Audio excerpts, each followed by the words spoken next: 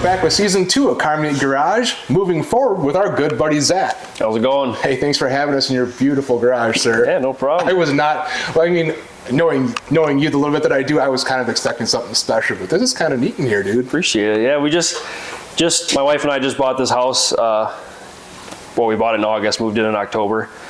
This was a pretty big selling point. It was the 30 by 40 detached from it. So, but yeah, it works out. I mean, I can fit 4 cars in here if I try. I do have projects that aren't here, but 4 too deep, too wide, and have a little hangout area, and just kind of works out in floor heat and all that. So that's pretty much any car guy's thing when you're looking at a house. And that's was my thing. Even when I bought my house, was the wife's like, well, look at that little garage, and we walk in the back and see my 20 by 30, and we're like, yeah, we're buying this. Yeah, yep, that is a good selling point for sure. But speaking of the cars in the garage, we might as well jump right in. What was your very first car that you? So my first car, I actually still do have. It's not in any good driving condition whatsoever, but I do still have it. It was a '97 Ford Taurus SHO. It had a V8 in it.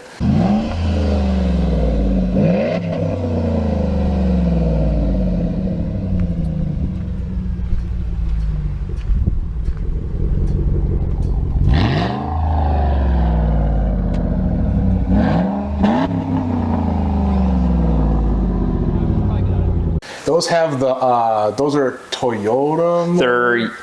They're Cosworth block Yamaha head. Yamaha, yep, Yamaha head. That's dual overhead cam. Just a small little 3.4 liter.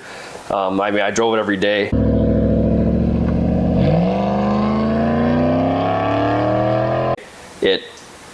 It sounded pretty good. I did straight pipe it eventually, so I mean, it sounded pretty good, but.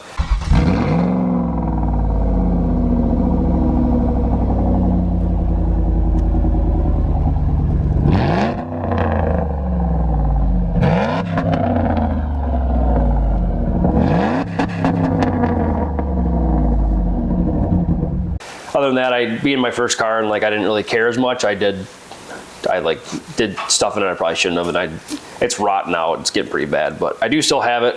I do plan to buy another one. I was going to restore that one eventually and try and bring it back to life and just keep it as a driver, but it's too far gone. I mean, you could Flintstone the thing, so. Just purely for the nostalgia. Sometimes that's all that matters. That matters more to some people than, so why are you putting money into that car? Well, you know, first car nostalgia is kind of, and is that the one that got you kind of in the hobby? Or? Yeah, I mean, so I grew up, like I just grew up loving cars in general. Love you, baby. No one in my family was really big into racing or anything. I just kind of grew up playing racing games and all that kind of stuff, and I liked it. And then when I got that car, my dad bought it for me. And when I got into it, I kind of like, it really kind of sparked my interest in like, okay, this is fun. I want to make this thing go faster. I want to make this, you know, make it cooler, make it lower, whatever the case was. And that kind of helped me like start looking online for parts, doing that for the first time, doing things like that. And then I always had dream cars, but that was one I could start with. And yeah, it's pretty much kind of what got me into it. So you did mention dream cars. If you had to pick a car, what is your dream car? Oh boy. Because let me tell you our history. So, and I say this every single time, that you're gonna mention, make it something cool.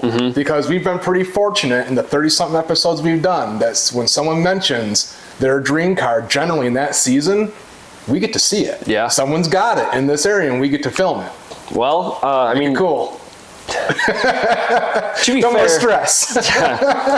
To be fair, I won't lie. This was one of them, and I got this year. Well, 2024. That was one of them. Close enough. It's January, so. That was. Can I give you 2 answers? Yeah, that's fine. So this doesn't count. This isn't. Let's say not that one. I love, and I'm gonna get probably a lot of hate for this. I love the first gen 06 to 10 Charger SRT8s. I love them. I think they look aggressive. I want to build one, do like a 426 F1X build on one. The other car that really has been getting my heart lately is a 0304 Terminator Cobra. Yeah, I've a good call. Always loved those. Those are sick cars, and that'd be probably the one on top. I'm a GM guy, but if you don't, if you don't like a Terminator, fuck you. Yeah. I mean, pardon the French on that, but Yeah. No, I mean, agree. it's I don't think anyone can really hate them. no. No, they have some pretty cool colors in the Terminators. What's your go-to? Honestly, I do like the Mistachrome, but I don't think I would actually buy a Mistachrome one because they look very good, but they don't really. Sometimes they don't match with things. So I would probably, it's between the dark red or the dark blue. I haven't honestly decided. I think I would go with dark red. Yeah, both those colors are pretty cool. The dark blue one is it's a really neat color. Mm-hmm. It's super pretty. And I would chrome wheels. It would ring the shine out, and that would, yeah. I actually know where one's sitting in a convertible. Really? Yeah. Oh, Yep. You gonna do this interview next? It's been wrecked, but I don't know if it's still there, but I know where it ended up. It was a friend of mine had a bad accident. Another friend bought the car and used the interior and the motor and stuff to put it in a first gen, or into I think a 67 or 68 Mustang. Oh, wow. Yeah. That'd be sick. So I guess interior and all. So. That's cool. That'd be cool. Yeah. I mean, that's actually fairly obtainable. Like, it's like, They're not. They don't seem very cheap anymore. I look them up every now and then. Like for a dark red one, for like 20,000 miles, they're like 50, 60 grand. Yeah. It's like still a Mustang, but you know. That shit's wild. Something fell on me. Oh, it's a piece of your insulation. Yeah. That's all right. But so if you had to look back at, because you've been doing the cars for a little bit, and do you have a specific memory that pops up? Yeah, it's actually with Rex French, my buddy Rex French. We all know Rex. We all have good memories of Rex. Oh yeah, right? He's honestly one of the people that did really get me into the more of the like street style scene stuff. That little backstory I'll never forget. I hit him up one day and he's like, "Yeah, just come over to my garage." And I'll never forget walking into his garage, and he was like, "Just a fair warning, whoever hangs out with me, they always end up wanting to go fast like I do." And I was like, okay, whatever. I mean, yeah, I'm assuming I want to go fast.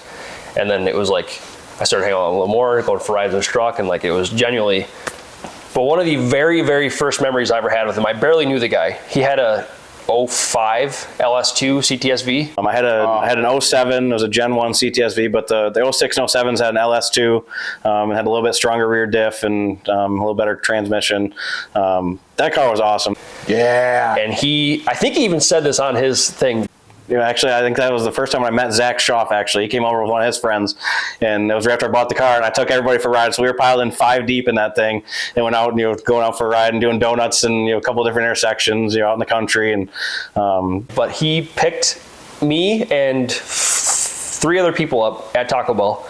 We were 5 deep in this car, and he goes down, we're in Essexville, he hits Knight Road, goes Knight to Cass, and when he hits Cass, he just dumps the clutch, and he had that thing pointing to a field for probably 10 seconds, but he held onto it, and five deep, he was just sliding sideways. I was like, this. Essexville in Guadalajara, Mexico. Mm-hmm. Yeah, that is correct, yeah. Yeah. No, that was one of the best. I was like, this is cool. I was sitting right in the middle of the back seat, seeing him just work it, and it was sick. Yeah, Rex is a hell of a driver, man. Yeah, he is. There is no arguing that. That dude can swing a car. Mm-hmm. Like for sure. Yeah, especially with our burnout contest we had, and he was 2-wheeling. That was pretty cool. Yeah. That was...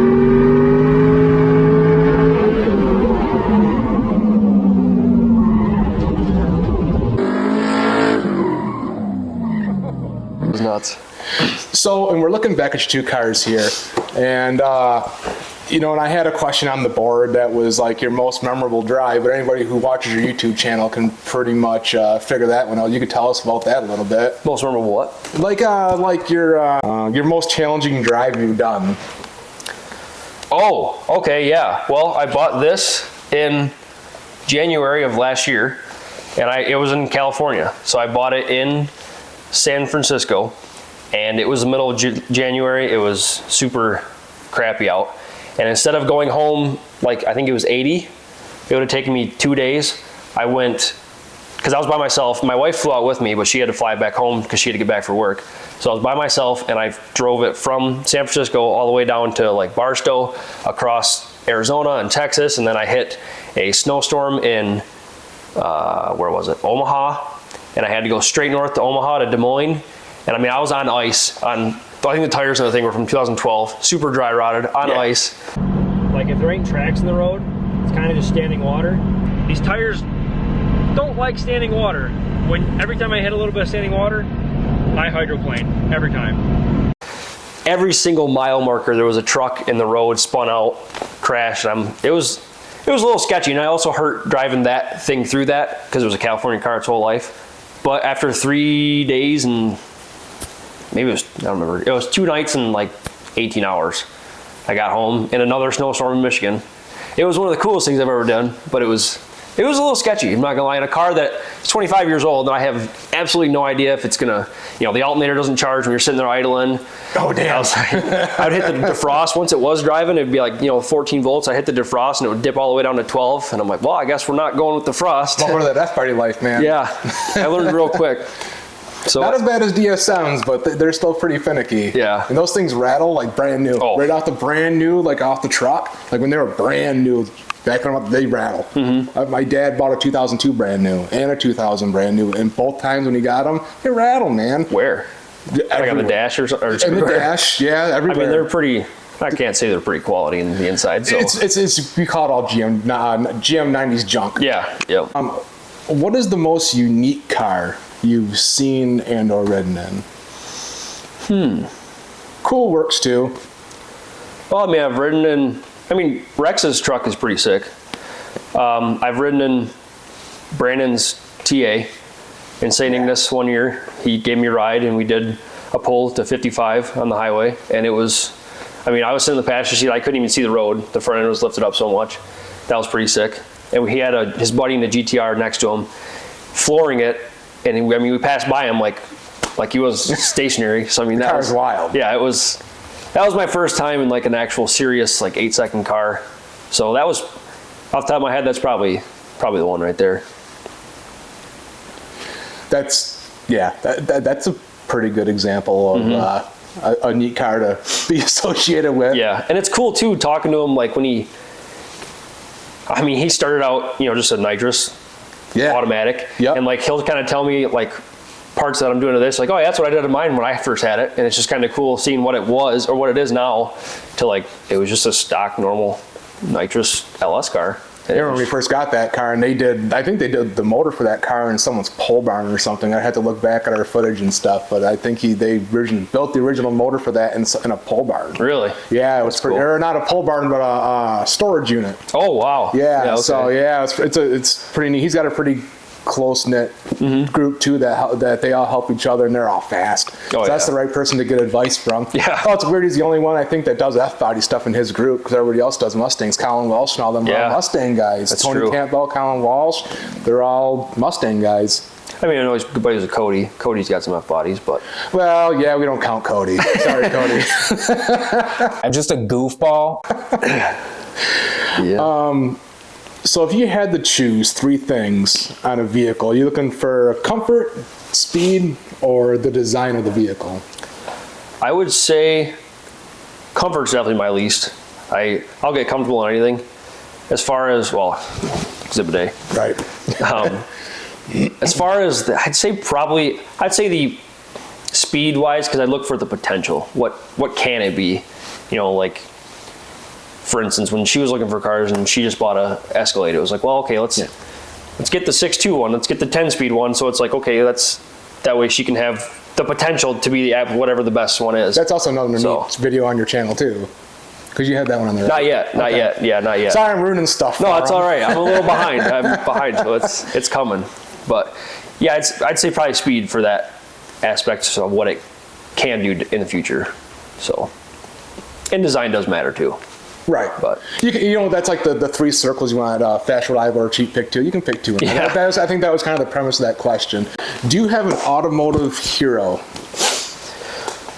I would say if I had to choose, probably Billy Hoskin from Street Racing Channel.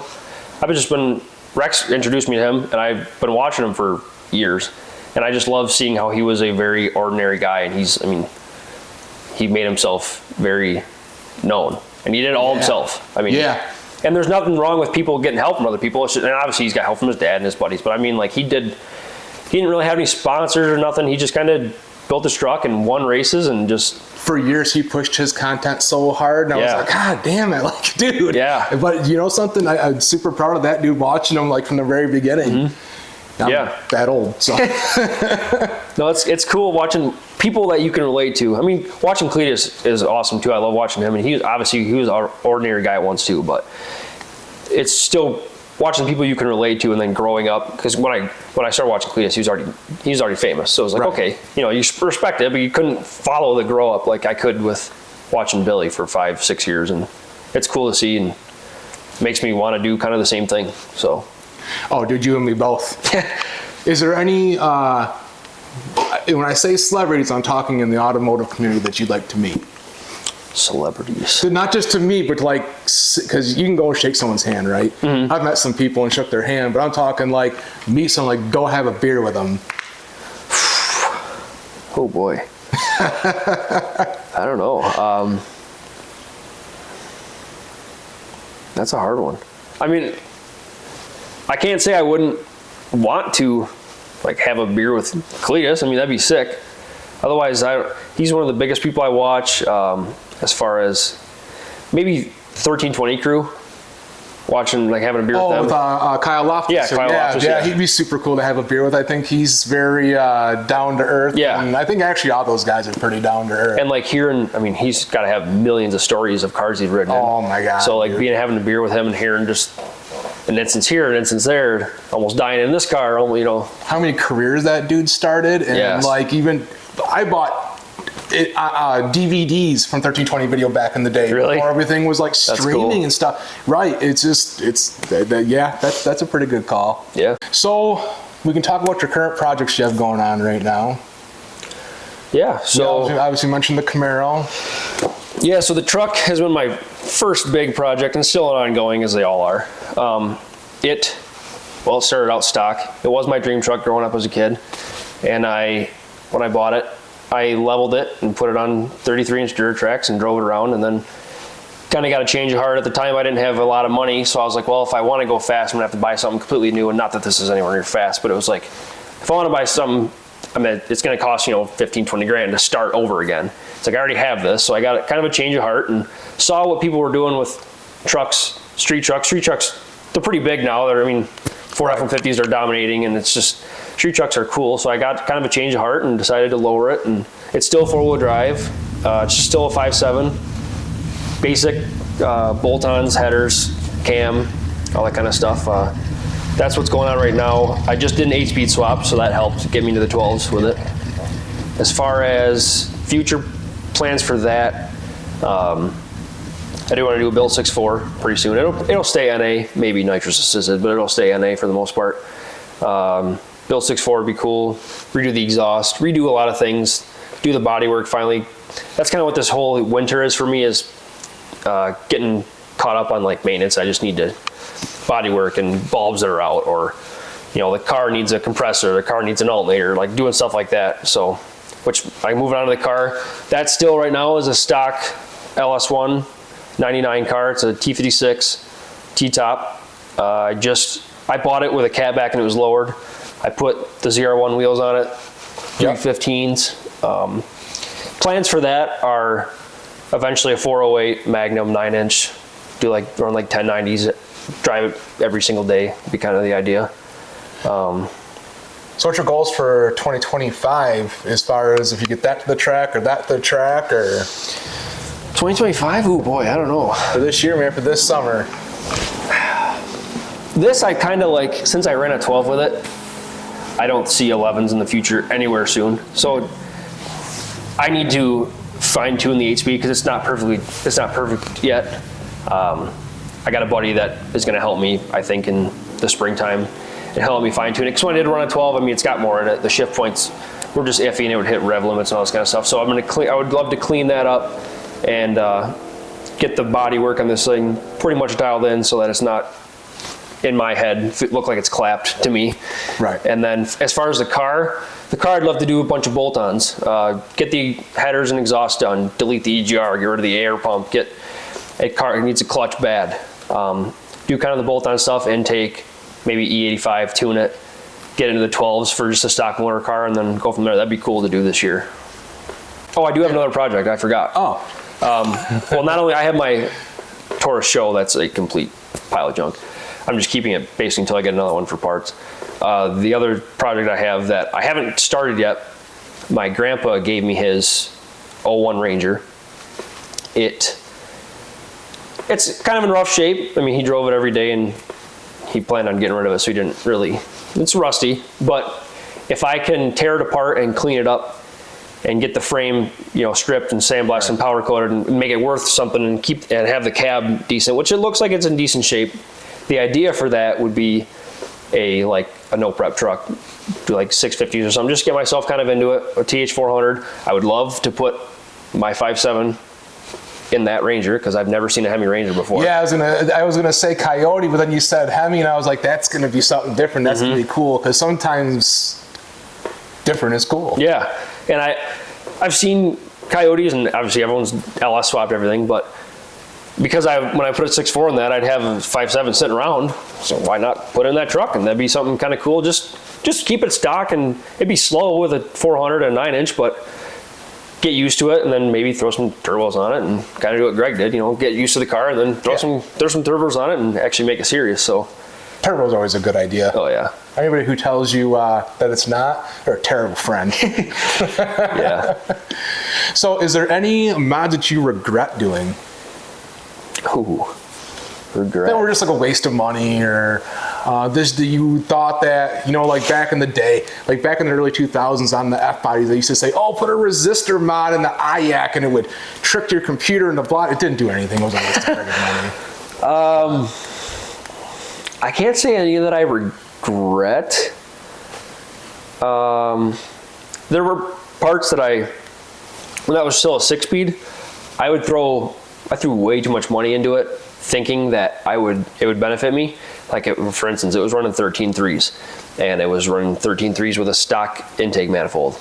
And everyone was like, if you put a 6.4 intake and you pour it, and you do the whole deal, I mean, I gained 2 3/10 every time. I'm like, okay. So I spent $2,000 on the kit to do it and put it in there and 13.3. I'm like, what the heck? And that happened kind of a lot with these random things. I spent like $500 on doing, getting it tuned for MS-109, buying $300 worth of 15 gallons of MS-109, and on the draggy, it picked up full weight, like 210s. I take it to the track, and it ran 13.29. I'm like, what the heck? This is stupid. So there's a lot of mods that were like useless, I would say. Not that the intake was useless, but stuff like that where it was like it didn't do as much as I anticipated. As far as regret, I wish I would have done things differently. Like my exhaust, I kind of wish I would have done differently. I wish I would have done my lowering kit, maybe a different brand, but It's all right. otherwise regret, yeah, I don't know. Is there any, what are the best bang for the buck mods, or the best mods you feel you've done to your vehicles? Oh boy. I had an answer for this. I've told people this all the time and I can't remember. I mean, from a stock modern standpoint, I would say get your vehicle tuned right off the bat. It opens up the full potential of the car. It makes it, you spend the couple $100 once, like my tuner for that.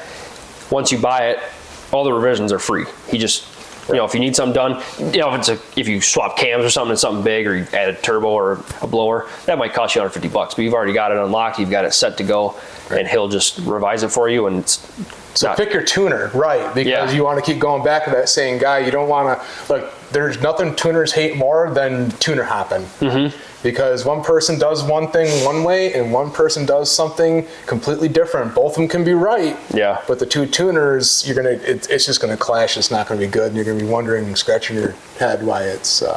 Yep. And do your research on them too. Do your research. My first tuner, I'm on my second tuner for the truck, and my first tuner, I don't really have anything against him, but it was just like I felt more like one, he was just doing on the side. He got so swamped with side people that it was like, you didn't feel like you could ever go to him in like an emergency. It was almost like, well, I gotta, I work 9 to 5, so I still gotta do this stuff after work. And it was like, oh boy, I don't know if I like that. So it's like going to a business guy who does it every single day was nice to actually feel like you could always ask for something and it wasn't a inconvenience to him. Right. So. And that is important. That's one of the biggest important, and not cheaping out where the parts matter too. Yeah, that's huge. Yeah. So, Is there an automotive culture or part that you feel is extremely overrated and don't hold back on bashing something? Because say, like all builds, but look, we know this. Yeah. Some builds, they're trash. I'm sorry, guys. Some of them are dumb. I mean,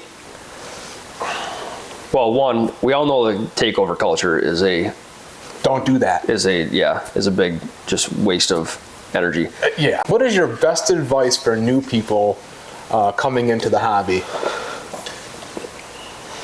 Be careful who you like. Find your actual niche. Like when I started getting into this, I started watching.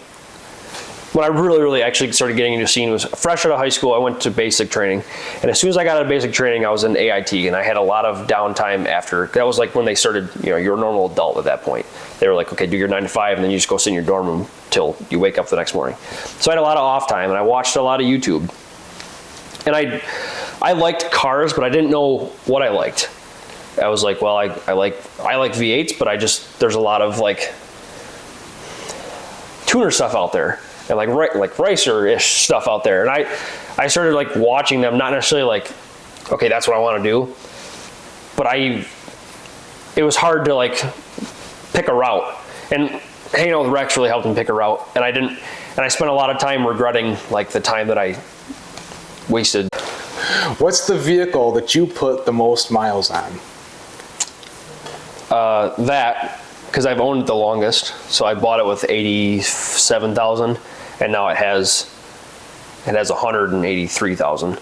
I have a van that I delivered in, and then I ended up buying it from the company that has 352,000 on it, and it runs like it was off the showroom, in my opinion. But and I put a lot of miles on that delivering, but the one that I've physically put the most miles on is definitely that, about 100,000. So is there anybody you'd like to thank for helping out with the vehicles, or any shops or anything along those lines? Yeah, definitely buddies. My buddy Ryan's helped me with pretty much every big install, whether it was like doing the trans swap on our backs in my old duplex. He helped me. We built the motor for this in his garage, so he's been a big help. My other buddies, Nate and Connor, come around when they can. Everyone's got other lives too, but Right. they come around when they can and help do stuff. Larry Durick helped me get all the parts together for this. Big shout out to him and Street Driven Performance. And he hooked me up with the tuner for this too, Flying Ryan Performance. Yep.